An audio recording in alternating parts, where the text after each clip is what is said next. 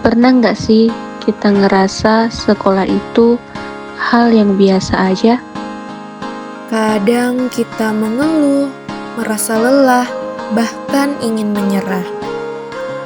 Tapi di luar sana ada anak-anak yang harus berjuang jauh lebih keras. Hanya untuk bisa duduk di bangku sekolah.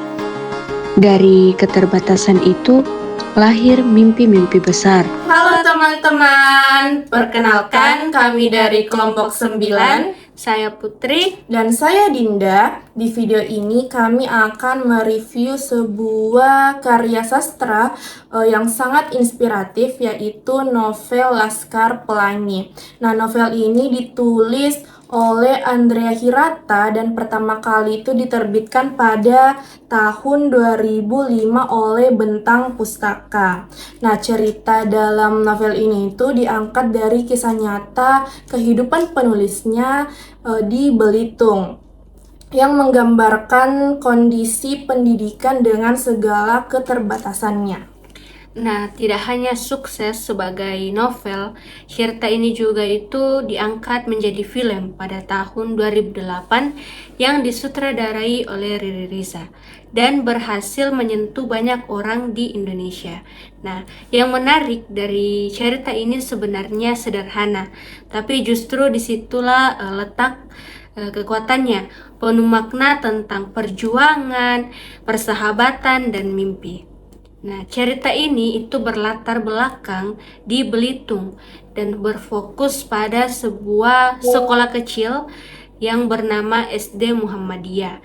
Nah, sekolah ini tuh sangat jauh dari kata layak. Bangunannya itu hampir roboh, fasilitasnya minim, dan bahkan kekurangan murid. Nah, di hari pertama mereka sekolah, jumlah muridnya itu belum mencapai 10 orang. Padahal jika tidak cukup, sekolah itu bisa saja tutup. Nah, bayangkan harapan mereka untuk mencapai pendidikan atau mendapatkan pendidikan ini bergantung hanya pada satu orang saja. Nah, teman-teman, dan di saat yang menegangkan itu akhirnya datanglah murid ke-10, yaitu Harun. Nah, kehadirannya ini menjadi penentu dan sejak saat itu sekolah tetap dibuka. Nah, dari situlah dimulai perjalanan mereka, yang dimana anak-anak yang kemudian dikenal sebagai Laskar Pelangi, nama yang diberikan oleh guru mereka yaitu Ibu Muslimah, karena kebersamaan mereka ini yang penuh warna seperti pelangi. Laskar Pelangi terdiri dari 10 anak dengan karakter yang berbeda-beda. Ada Ikal sebagai tokoh utama, Lintang yang jenius, dan Mahar yang kreatif. Serta Akiyong, Sahara, Kucai, Borek, Trapani, Syahdan, dan Harun. Mereka berbeda, tapi disatukan oleh mimpi yang sama. Nah, tokoh utama dari cerita ini adalah Ikal, yang juga menjadi narator. Nah, selain itu ada Lintang, seorang anak yang cerdas dan memiliki semangat belajar yang sangat luar biasa. Setiap hari Lintang ini harus menempuh perjalanan yang sangat jauh hanya untuk sampai ke sekolah. Ia melewati jalan yang panjang, hutan, bahkan menghadapi bahaya. Semua itu ia lakukan hanya karena satu hal, keinginannya untuk belajar. Nah, selain Lintang ada juga Mahar, sosok yang sangat kreatif dan unik. Jadi Mahar ini sering berpikir di luar kebiasaannya, dan justru dari situlah muncul ide-ide yang tidak terduga. Nah, walaupun mereka ini hidup dalam keterbatasan, mereka tetap memiliki semangat yang tinggi dan tidak pernah menyerah. Salah satu momen yang paling membanggakan adalah ketika mereka ini mengikuti lomba cerdas cermat. Jadi sekolah sesederhana itu harus bersaing dengan sekolah-sekolah yang jauh lebih unggul secara fasilitas. Namun dengan kerjasama dan usaha, mereka ini berhasil memenangkan lomba tersebut. Ini menunjukkan bahwa keterbatasan bukanlah penghalang untuk berprestasi.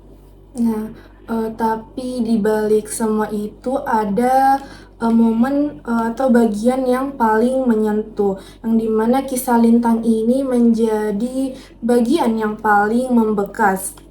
Jadi anak yang pintar, yang punya potensi besar justru harus berhenti sekolah. Bukan karena ia tidak mampu, tapi karena keadaan. Jadi setelah ayahnya meninggal ini, ia harus menggantikan peran sebagai tulang punggung keluarga.